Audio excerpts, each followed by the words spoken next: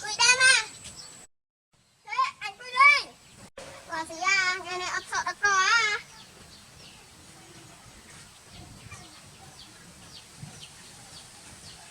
Ê, ê.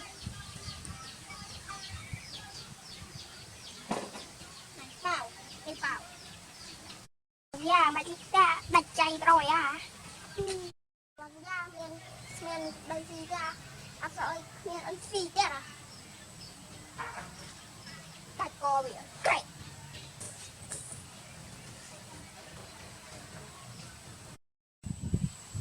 Ê, ấp đi nè, anh thơ ơi à. Anh cùi đam à. Thế anh cùi lên. Ê, ấp đi nè, thế anh cùi phong anh như là bác sĩ nè. Bông, cùi bông.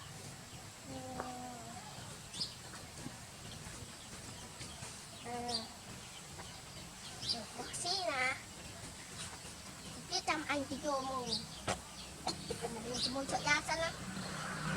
Thì anh thì vô. Mình quá nhắm na sẽ da chầm ổ. Đó. Không chết. Không xanh. Là em ấy xí. Nhật bà đi đi. Đặt được. Dạ em ấy xí ớt một thầy. Nó hơi.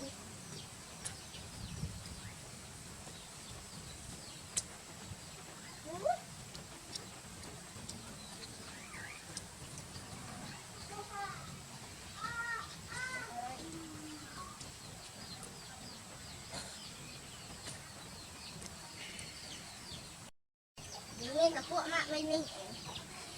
Nhận rạp luôn.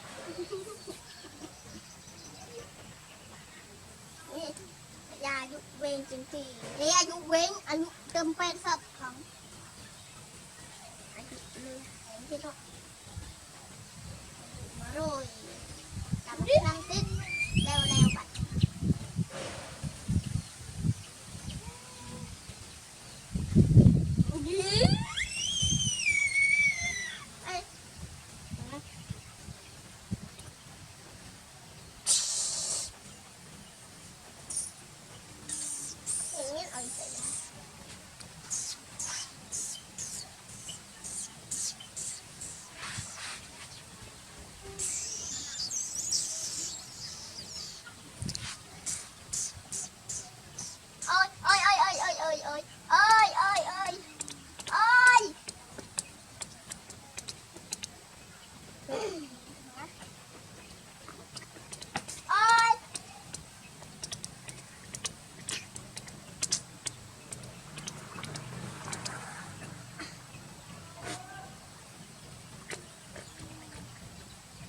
Yeah.